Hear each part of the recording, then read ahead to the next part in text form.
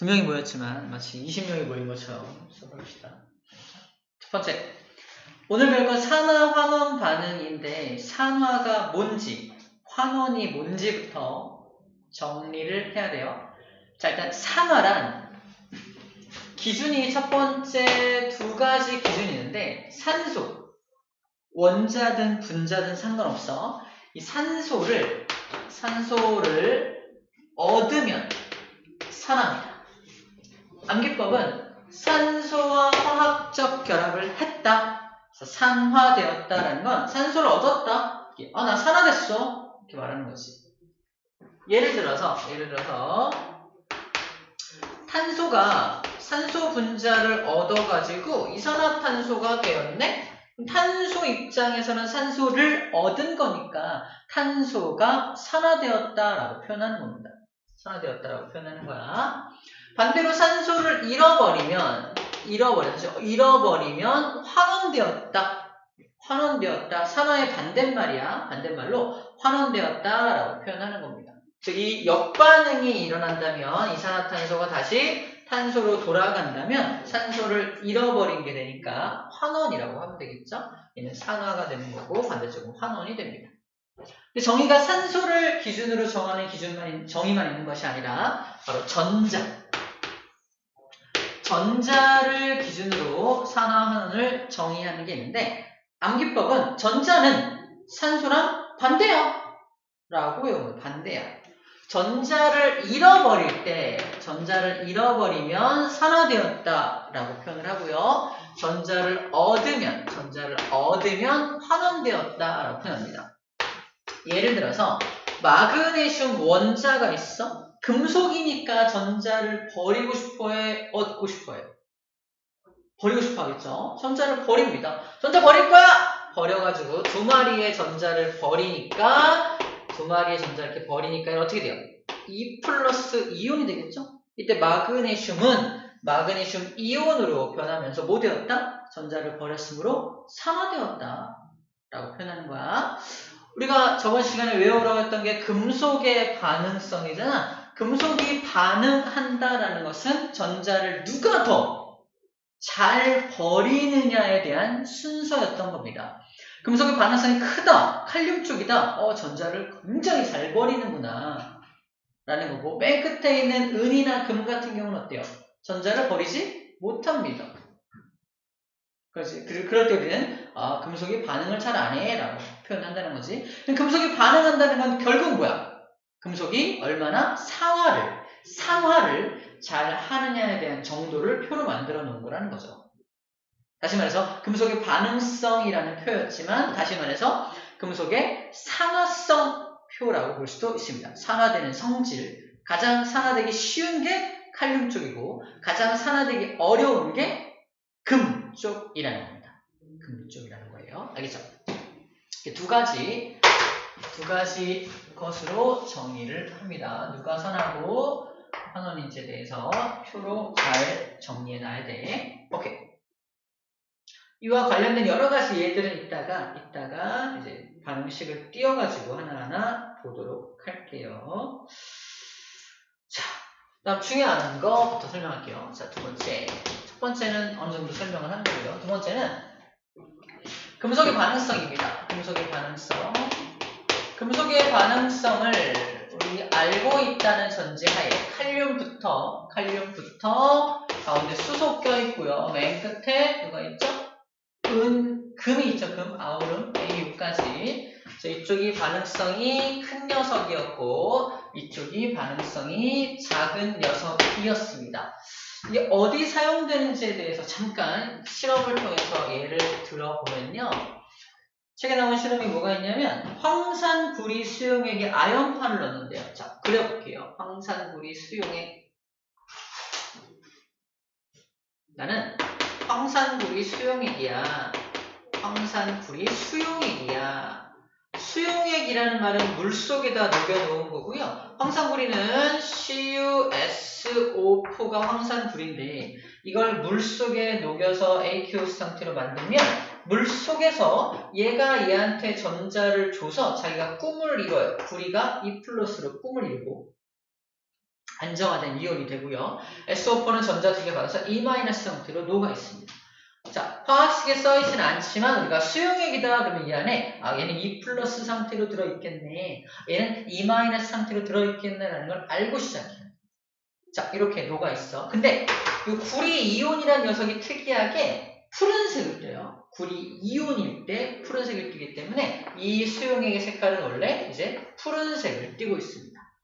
그래서 여기는 구리 E+란 이온도 녹아 있고요. SO4 E-란 이온도 이렇게 녹아서 이온화되어서 떠다니고 있는 모습을 상상해 주면 됩니다. 이미 구리가 산화되어서 이 안에 녹아 있는 걸 상상해 주면 됩니다. 근데 거기다 뭘 집어넣냐면 이렇게 뭘 집어넣냐면 ZN 아연을 집어넣어요. 아연.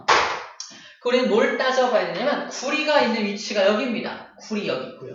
아연은 칼카나마 Ra 여기 있어요. 칼카나마 Ra 6등. 나 6등이야. Ra 철, 리, 주납, 수, 구 12등. 얘는 12등이에요. 누가 등수가 높아요?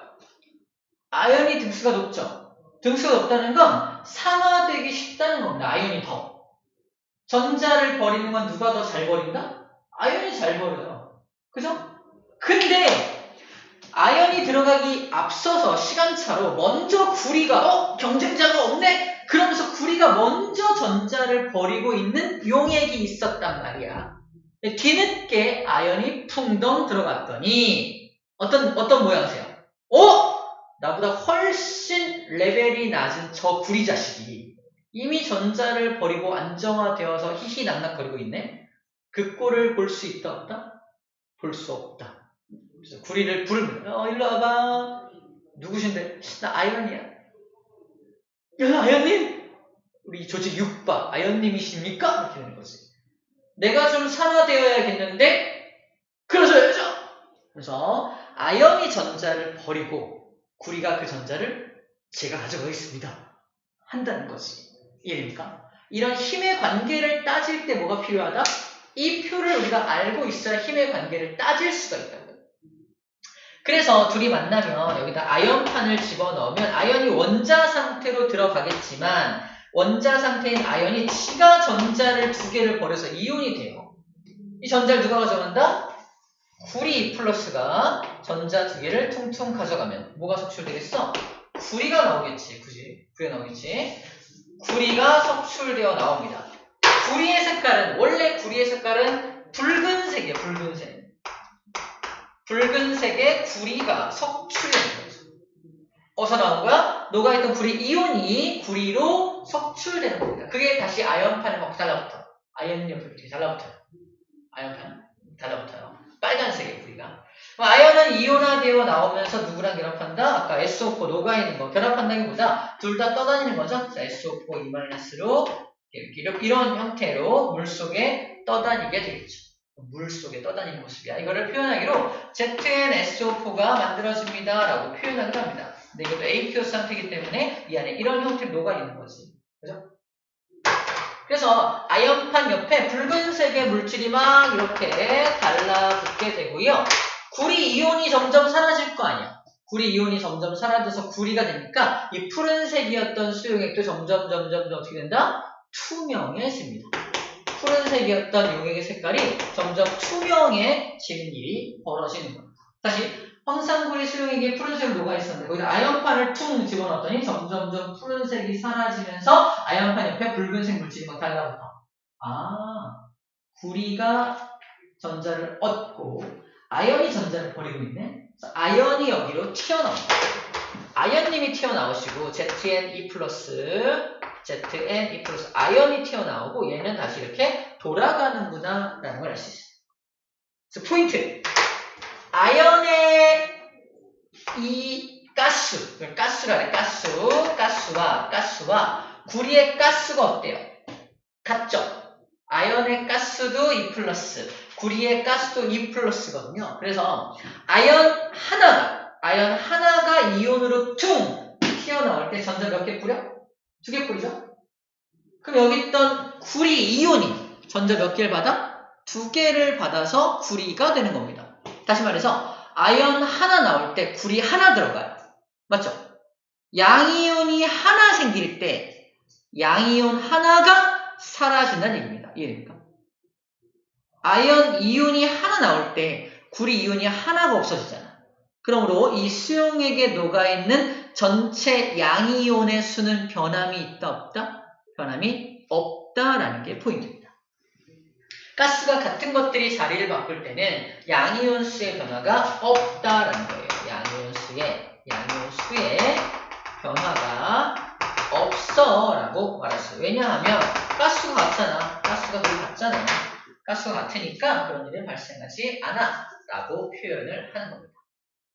이렇게 따져주는 거예요. 근데 가스가 다를 경우에는 조금 문제가 달라지게 되겠죠? 가스가 다를 경우에는 좀 이따가 이제 PPT 띄워서 한번 확인해 보도록 하겠습니다. 좋아요. 일단은 기본 개념 1번과 2번에 대한 기본 개념은 설명을 했고 여기에 대한 내용을 좀 띄워서 살펴보도록 합시다.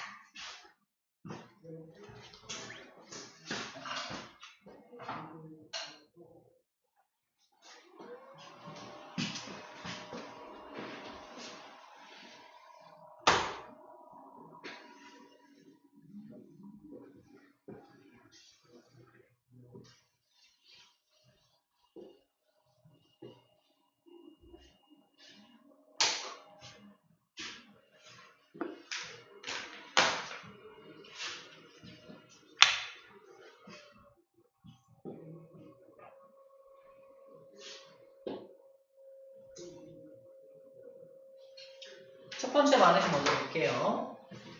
자, 이거 산화구리라고 읽고요. S라고 써있는 건 고체 상태의 산화구리가 있는데 여기다 탄소를 넣고서 반응을 시키면 탄소가 여기 있는 산소를 뜯어옵니다. 탄소가 산소를 뜯어오는데 이게 ECO니까 산소 몇 개 있어? 산소 2개 있는 거 보이죠? 산소 2개를 뜯어와 탄소 하나가 산소 2개를 뜯어오니까 CO2가 되는 거야. 그럼 탄소가 산소를 뜯어왔으니까 탄소는 산소를 얻어서 산화되었다라고 말할 수 있습니다. 산소를 뺏긴 건 누구야? 산화구리가 산소를 뺏겼죠. 뺏겼으니까 얘는 뭐 되었다? 환원되었다라고 표현하는 거예요. 또 한 가지 중요한 거, 탄소가 잘 봐. 탄소가 산소를 얻으려면 누군가가 산소를 줘야 될 거 아니야? 제가 산소를 버려서 환원되니까 덕분에 내가 산화될 수 있는 거예요.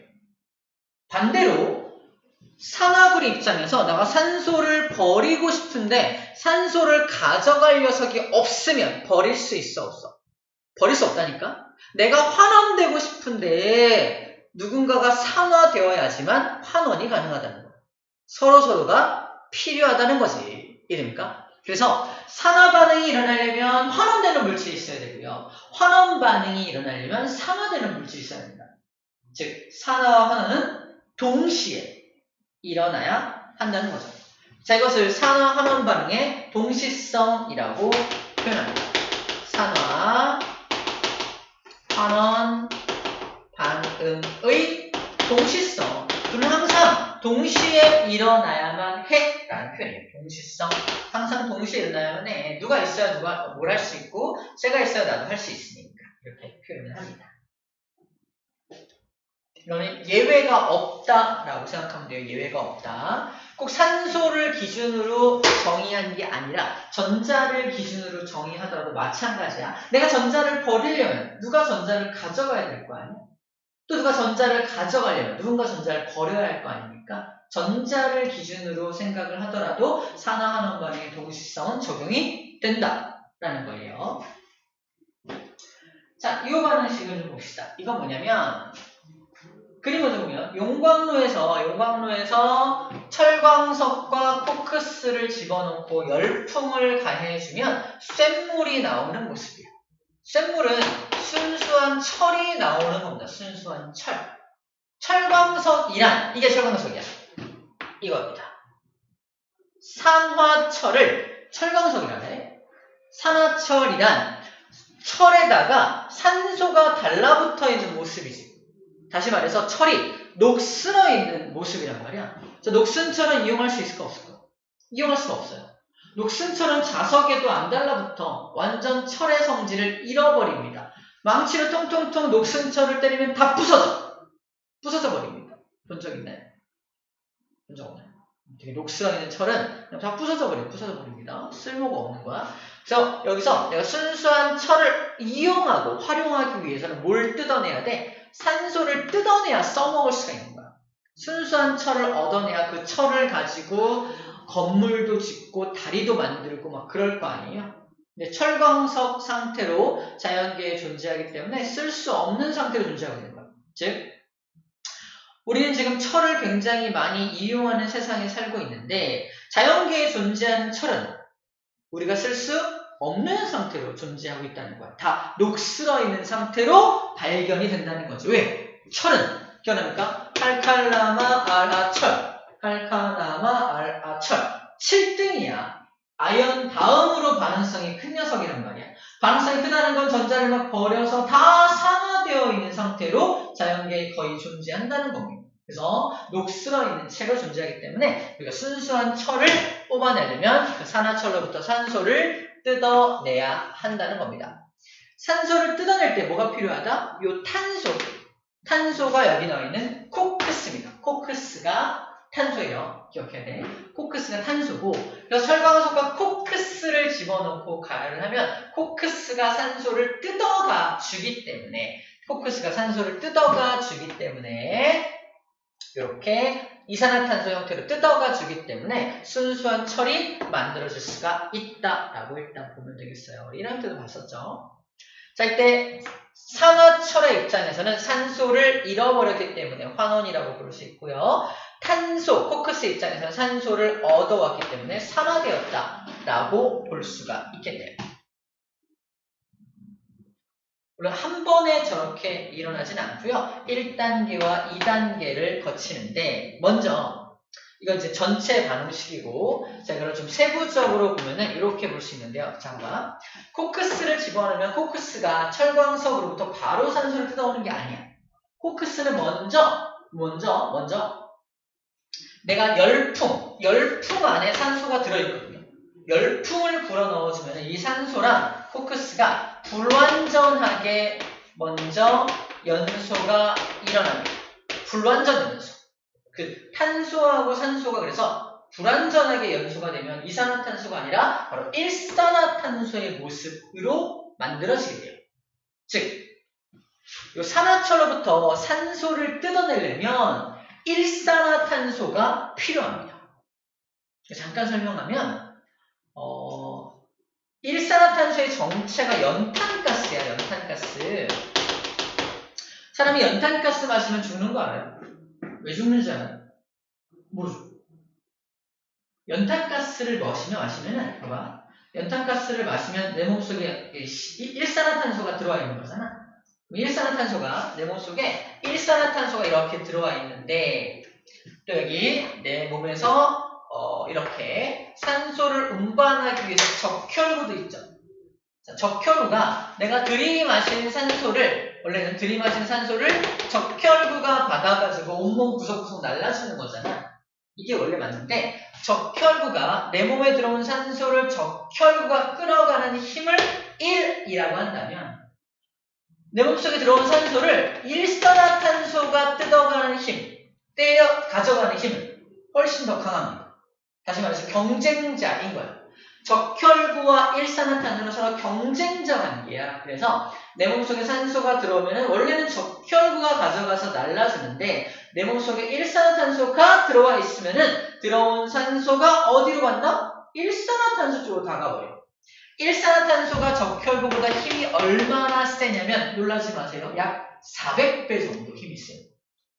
세게 안 되죠? 무조건 모든 산소는 일산화탄소한테 가게 됩니다. 그럼 일산화탄소가 그 산소를 받아가지고 다 이산화탄소 형태로 바꿔가지고 그냥 내보내. 사용하기 뭘 사용해? 다 내보내는 거지. 그러니까 내 몸속에는 산소 공급이 괜히 안 돼요. 안 되죠. 그러니까 뇌에도 산소 공급이 안 되니까 뇌가 썩기 시작해요. 가장 우리 몸에서 가장 산소를 필요로 하는 게 뇌거든요. 뇌한테 산소를 충분히 공급해야 되는데 뇌한테 산소 공급이 안 되니까 뇌가 썩기 시작하는 게 쌤이 알기로 5분이 지나면 5분 이상이 지나면 뇌가 천천히 썩기 시작한다라고 하면 됩니다. 일산화탄소에 중독돼서 1시간이 지났다. 이 사람은 다시 깨어나더라도 뇌의 일부가 손상되어서 깨어나요. 그래서 약간 일산화탄소 중독됐다 살아난 사람들 보면 약간 몸이 좀 이상해요. 뇌가 좀 이상이 생겨가지고 몸의 일부도 이상이 생깁니다. 자, 중요한 건 그렇게 일산화탄소가 뭘 끌어가는 힘이 세다? 산소를 뜯어가는 힘이 엄청 세잖아. 그래서 사람들이 생각한 거야. 야, 이 산화철로부터 산소를 뜯어야겠는데 좋은 방법 없겠니? 웬만하면 산소가 뜯어져 나가기 어려운데 저 일산화탄소만큼은 이 산소를 뜯어갈 만큼의 강한 힘을 갖고 있단 말이야. 그래서 일부러 일산화탄소를 만들어내는 거야. 여기서 포커스와 열풍을 이용해서 일부러 일산화탄소를 만들어서 그 일산화탄소를 공급하게 되는 겁니다. 그래서 이산화철에 일산화탄소가 공급이 되면 일산화탄소가 드디어 산소를 뜯어와서 이산화탄소로 날아가고 순수한 철만 남게 되는 화학 반응이 나타나게 되는 겁니다. 이렇죠. 이거를 한꺼번에 쓴 화학 반응식이 이 녀석이 되는 거예요. 왜 열풍을 불어넣어주는지에 대해서 잠깐 설명을 했습니다. 어쨌든 순수한 철을 뽑아내는 과정을 철의 재련이라고 하는데 이 재련 과정에도 산화와 환원 반응이 적용이 되고 있다라는 얘기를 하고 있는 거예요. 됐죠? 아, 그렇구나. 용광로에서 이런 일이 벌어지는구나. 이게 1학년 때도 나왔었다. 이게 그만큼 중요하다는 얘기죠. 자, 이게 산화환원 반응의 동시성이 아까 말한 그거야. 산화 반응이 일어나려면 당연히 환원 반응이 뒤따라 동시에 일어나야만 하기 때문입니다.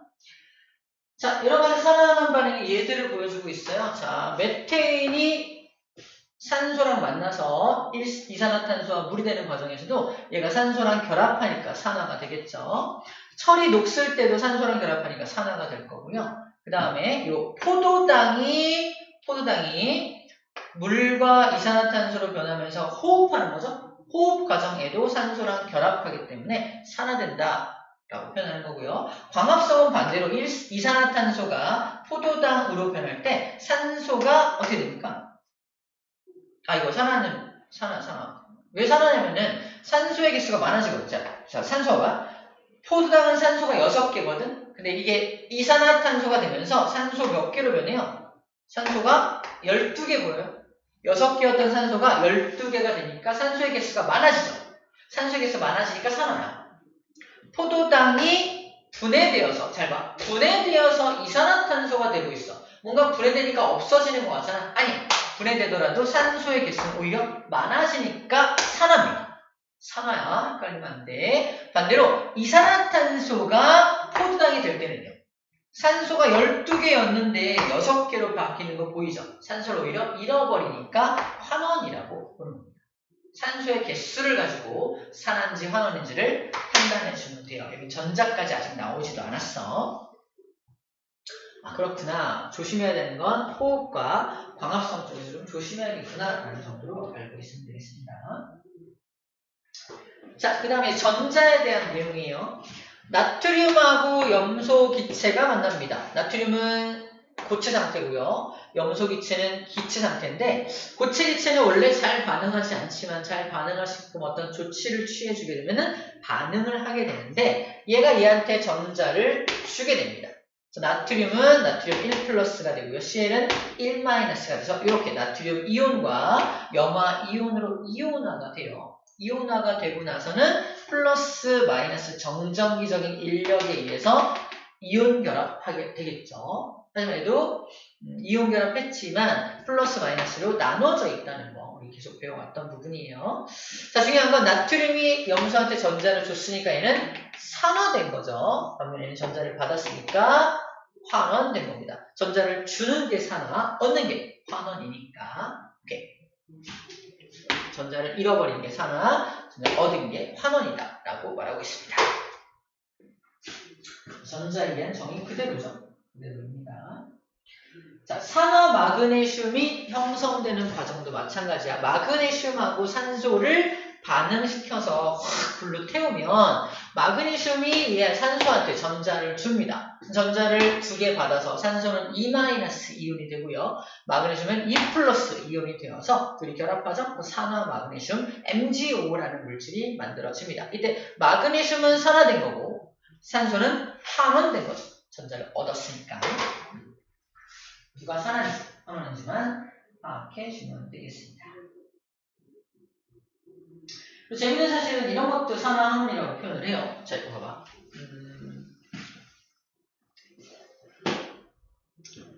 자, 메테인의 연소에서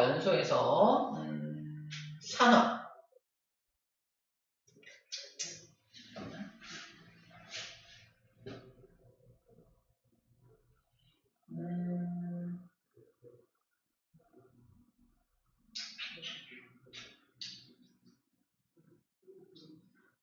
자, 이거는 이렇게 보는 건데,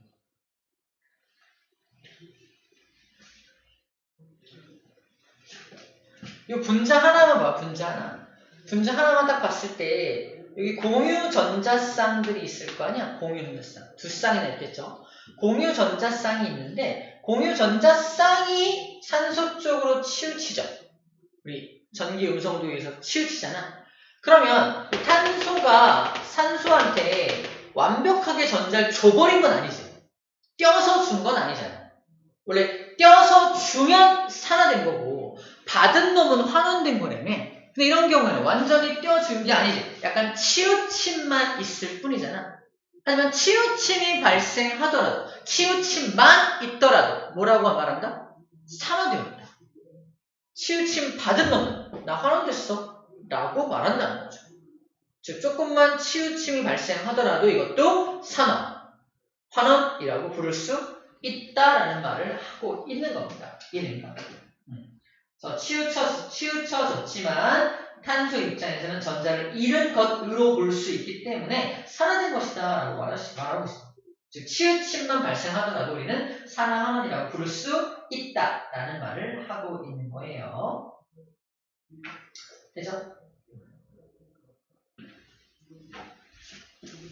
자, 이게 아까 쌤이 칠판으로 설명했던 그 황산구리 수용액에다가 아연판을 집어넣는 실험입니다. 황산구리 수용액은 여기 CU2+ 보이나요? 하고 그 다음에 SO4E-가 막 녹아 있어가지고 푸른색의 용액을 띄고 있었는데 거기다가 아연판을 풍덩 집어넣었더니 용액의 색깔이 투명해지는 거 보이나요? 구리 이온이 점점 사라지고 있는 거고요. 이 주변에 이렇게 빨간색의 어떤 물질이 달라붙어 있는 거 보이나요? 구리가 석출돼서 붉은색으로 이렇게 달라붙고 있는 모습이 달라붙고 있습니다. 그러면 여기 녹아있던 구리 이온은 구리로 이렇게 전자를 얻어서 환원되고 있고요. 아연 같은 경우 이렇게 나와가지고 전자를 버려서 나오죠? 산화되고 있는 모습입니다. 근데 이거는 구리 아연 2+가 하나 나올 때 구리 2+가 하나 사라지기 때문에 전체 양이온수의 변화는 없다라고 했었죠? 정리하면 아연의 입장에서는 전자를 버려가지고 산화가 됩니다. 자기 자신은 아연 2+가 될 거고요. 구리 이온 같은 경우는 전자를 얻어가지고 구리로 환원되고 있는 모습입니다. 전체 반응식은 이렇게 쓸 수가 있겠죠. 전체 반응식은 이렇게 쓸 수가 있어요. 색깔 변화, 양이온수의 변화, 누가 산화인지, 누가 환원인지 그리고 잘 체크해주면 됩니다. 자, 그리고 여기는 양이온 개수는 얘기 안 하고 있지만 양이온 개수도 꼭 알고 있어야 합니다. 자, 두 번째 시험 볼게요. 이거는 시작부터 잘 봐봐. 시작이 질산은을 녹여놓은 거야. 먼저 질산은 수용액이야. 자, 이건 AQS니까 여기는 안 보이더라도 Ag+라는 이온과 NO3- 이온이 녹아있는 모습이 있을 겁니다. 투명합니다. 거기다 뭘 집어넣나? 구리줄을 집어넣어요. 구리줄. 자, 구리란 녀석은 봐봐. 수소 반응성이야. 금속의 반응성에서 수구, 순, 은, 백금, 금이었죠. 싸움이었잖아. 바로 구리하고 누구의 싸움이다? 은의 싸움입니다. 약간 도토리 키재기. 그죠? 누나 가능성 작은 것들끼리 싸우는 거야. 누가 녹아 있었어? 바로 염화은. 이 녀석이 녹아 있었단 말이야. 은이 녹아서 AG 플러스가 되어 있는데 자기보다 2단계 높으신 구리님이 들어오시는 거지. 그지? 구리님이 들어오시는데 구리님이 너 이온화되어 있네? 말도 안 되네?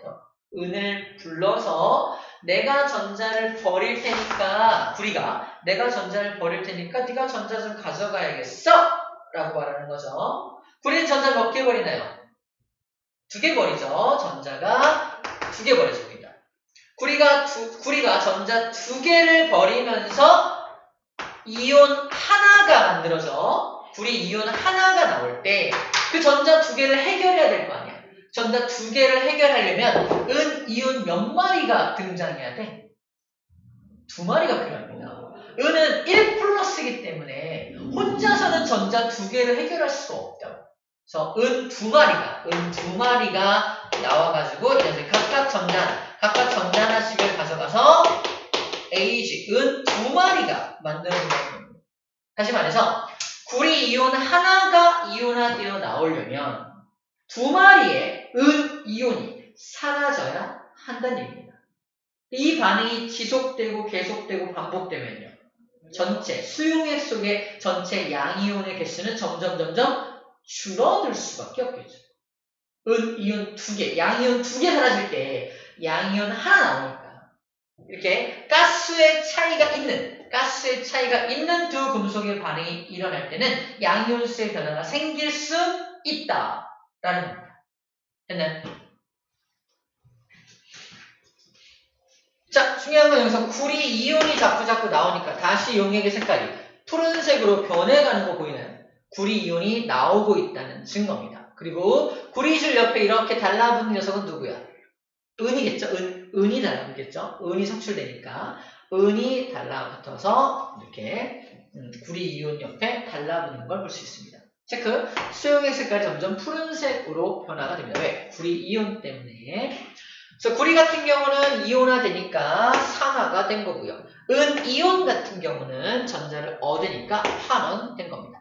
전체 반응식은 이렇게 정리할 수가 있겠네요. 누가 반응성이 더 크고 누가 반응성이 작은지가 되게 중요하다라는 겁니다. 가스까지 잘 고려할 수 있어야겠네요. 실험 하나 더 봅시다.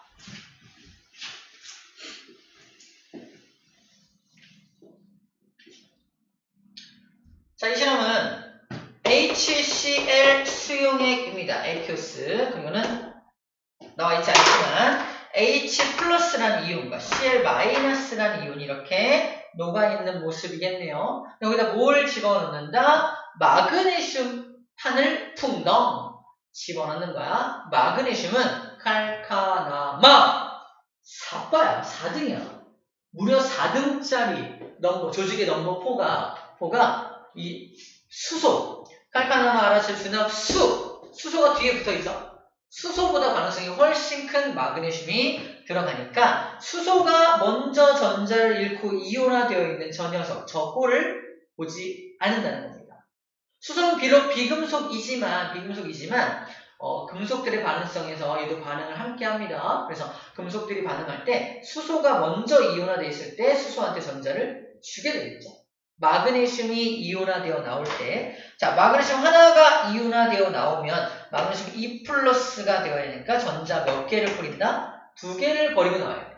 전자 2개를 누가 가져간다? 수소 이온 2마리가 전자 2개를 탕탕 하나씩 가져가게 되면은 먼저 수소 원자들 2개로 변하겠죠. 하지만 원자 상태의 수소는 매우 불안정하기 때문에 둘이 달라붙어서 분자를 형성합니다. 그래서 수소 원자 2개가 달라붙어서 HD 분자 형태로 날아가게 되는 거예요. 오케이? 분자 형태로 날아갑니다. 마찬가지야. 여기 마그네슘의 가스와 수소의 가스가 다르죠? 그럼 오늘 마그네슘 하나 나올 때 수소 양이온은 2개 사라지니까 이 반응이 일어나면 일어날수록 전체 수용액 속의 양이온 수는 감소하게 되고요. 수소 기체가 발생하게 됩니다. 바로 금속과 산. 마그네슘이라는 금속과 HCl이라는 산성 성분이 반응할 때 수소기체 발생하는 게 바로 이 반응식이야.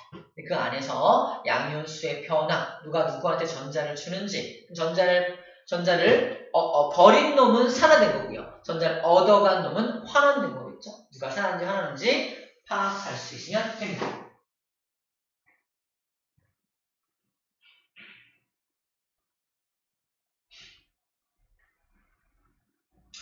자, 이것도 마지막으로 하나 볼게요.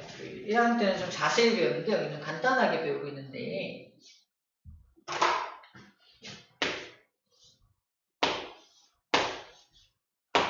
배예요. 엄청 커다란 배입니다. 배도 철로 만들어요.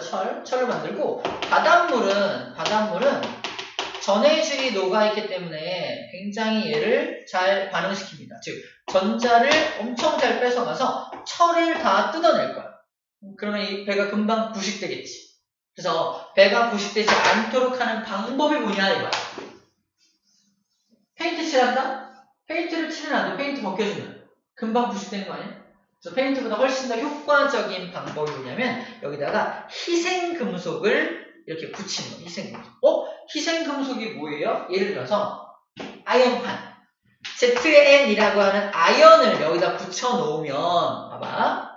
아연을 붙여놓으면 반응성이 아연이 더 크죠. 철보다. 칼카나마 알아. 아연은 6등이고요. 철은 바로 7등이죠. 6등이 붙어있으면 전자를 누가 먼저 뺏긴다? 아연이 먼저 뺏기는 거야. 철보다. 즉 철이 저 이제 전자 뺏길 것 같아요. 부식될 것 같아요 할 때 아연이 뭔 소리야? 내가 먼저 전자 뺏길 거야. 즉 아연이 먼저 부식된다는 얘기입니다. 아연이 먼저 부식이 돼야 돼. 철은 부식될 틈이 없어. 아연님이 다 부식되어야 철은 그 다음에 부식될 수 있거든요. 그래서 이것을 희생금속이라. 난 희생금속이야. 내가 먼저 희생할게. 희생금속을 붙여넣으면 희생금속이 먼저 다 부식될 때까지는 철은 안전하다는 겁니다. 그래서 항해를 다 마치고 돌아와도 철은 그대로 있어. 다만 아연만 이만큼 달아있는 거죠. 아연만. 다음에 어떻게 하면 다음 출항할 때는 아연만 교체하면 됩니다. 새로운 아연으로 교체해서 나가면 이 철로 만든 선박은 전혀 훼손되지 않는다. 뭐 페인트 칠 맨날 해갖고 구멍 난 데 없나 스크래치 난 데 없나 그걸 찾는 것보다는 훨씬 더 효과적인 방법이라는 거죠. 이해죠? 이런 희생금속 방식을 주유소 밑에 들어 커다란 철로 만든 이 기름을 저장하는 창고 같은 게 있거든요. 거기도 부식되면 안 되잖아. 큰일 나잖아. 그래서 거기도 희생금속 방법으로 보고를 합니다. 무슨 말이겠죠? 이게 철의 부식 방지라는 뜻이에요. 오케이. 문제 풀어봅시다. 슬슬 졸리려고 문제 풀어보자.